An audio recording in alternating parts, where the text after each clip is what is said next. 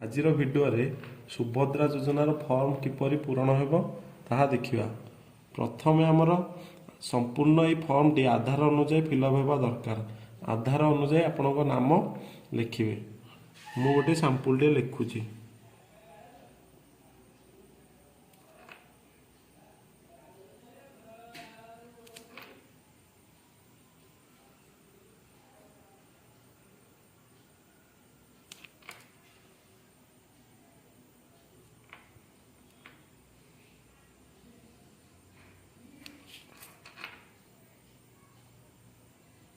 ପ୍ରଥମେ ମୋ ନାମଟିକୁ ଲେଖିଦେଲି।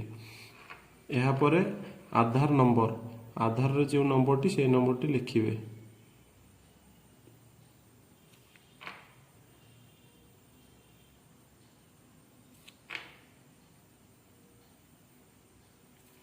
ଏହାପରେ ଆପଣଙ୍କ ଆଧାର କାର୍ଡ଼ରେ ସ୍ୱାମୀ କିମ୍ବା ପିତାଙ୍କ ନାମ ଯାହା ଥିବ ସେଟାକୁ ମେନସନ୍ କରିବେ।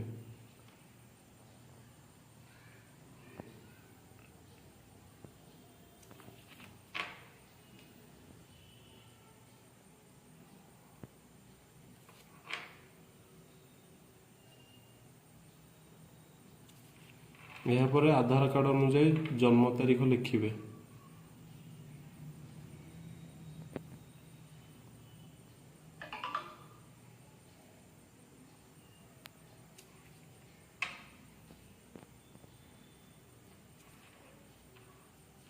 ଏହାପରେ ଆପଣଙ୍କର ଜାତି କୌଣସି, ଯେଉଁମାନଙ୍କର ଜେନେରାଲ ସେମାନେ ସାଧାରଣରେ ଟିକ୍ ମାରିବେ ଏବଂ ଓବିସି ଏଥିରେ କୌଣସି ମେନସନ୍ ନାହିଁ, ତେଣୁ ଆପଣ ସେଇ ସାଧାରଣ ହିଁ ଟିକ୍ ମାରିବେ। ଯଦି ଆପଣଙ୍କର ଏସସି କିମ୍ବା ଏସସି ହେଲେ ଅନୁସୂଚିତ ଜାତିରେ ଟିକ୍ ମାରିବେ, ଏସଟି ହେଲେ ଅନୁସୂଚିତ ଜନଜାତିରେ ଟିକ୍ ମାରିବେ। ଆପଣ ଯଦି ଶାରୀରିକ ଭିନ୍ନକ୍ଷମ ଅଥବା ଫିଜିକାଲ ହାଣ୍ଡିକ୍ୟାପ୍, ଯଦି ହାଣ୍ଡିକ୍ୟାପ୍ ଅଛନ୍ତି ତାହେଲେ ହଁରେ ଟିକ୍ ମାରିବେ, ଯଦି ସେ ହାଣ୍ଡିକ୍ୟାପ୍ ନାହାନ୍ତି ତାହେଲେ ନାଁରେ ଟିକ୍ ମାରିବେ। ମୁଁ ନାହିଁ ତେଣୁ ନାଁରେ ଟିକ୍ ମାରିଲି। ତାପରେ ଆଧାରରେ ଆପଣଙ୍କର ଯେଉଁ ମୋବାଇଲ ନମ୍ବରଟି ସଂଯୋଗ ହୋଇଛି ସେହି ମୋବାଇଲ ନମ୍ବରଟିକୁ ଏଇଠି ଲେଖିବେ।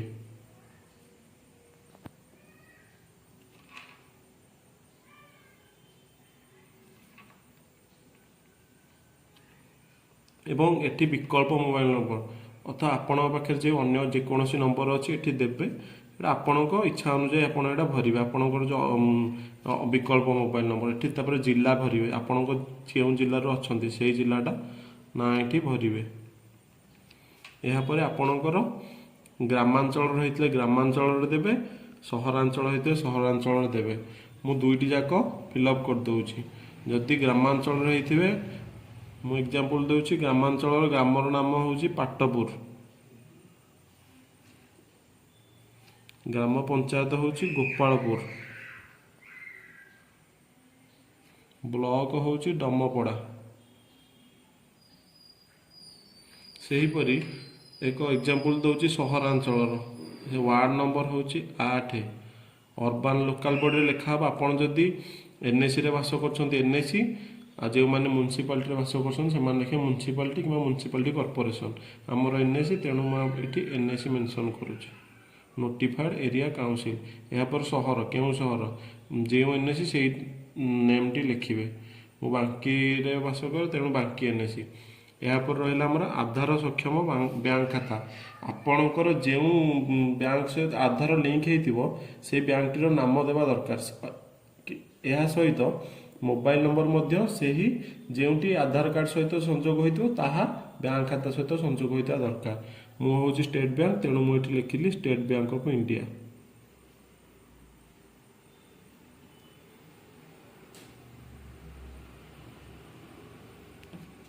ଏହାପରେ ବିଭାଗ ଖ, ଭାଗ ଖରେ ଆପଣ ଯଦି ସୁଭଦ୍ରା ଫର୍ମ ପାଇଁ ଯୋଗ୍ୟ, ତେଣୁ ସବୁଥିରେ ଆପଣ ଟିକ୍ କରିବାକୁ ପଡ଼େ। ଯେକୌଣସି ଗୋଟେ ବି ଟିକ୍ ନ କଲେ ଆପଣ ଏଇ ସୁଭଦ୍ରା ଫର୍ମରୁ ରିଜେକ୍ଟ ହେଇଯିବେ। ଏହାପରେ ଆପଣ ଏହାକୁ ନେଇ ସିଏସି ସେଣ୍ଟରରେ ପ୍ରଦାନ କରିବେ। ସେ ଆପଣଙ୍କୁ ସମ୍ପୂର୍ଣ୍ଣ ଫର୍ମଟି ଅନଲାଇନରେ ଆବେଦନ କରି ଆପଣଙ୍କୁ ଗୋଟେ ଆକ୍ନୋଲେଜମେଣ୍ଟ ନମ୍ବରଟି ଦେବେ ଏବଂ ଏହା ଆପଣ ସିଏସି ସେଣ୍ଟରରେ ନେଇକି ଦେବେ। ଏହାପରେ ଆପଣଙ୍କୁ ସୁଭଦ୍ରାର ସହାୟତା ମିଳିବ। ଆବେଦନକାରୀଙ୍କ ଏଠି ଦସ୍ତଖତ ପକାଇବେ, ଏଠି ତାରିଖ ଦେବେ। ଦସ୍ତଖତ ପକାଇ ଦେଉଛି।